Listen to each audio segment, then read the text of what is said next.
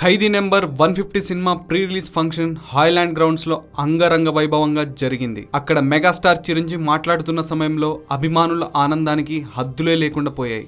ఒక పక్క చిరు అభిమానులు, మరో పక్క పవన్ అభిమానులు, బన్నీ, చరణ్ ఇలా మెగా ఫ్యాన్స్ అంతా నానా హంగామా చేశారు. ఇప్పటికే నాగబాబు తన తిట్లతో వేడి పుట్టించారు.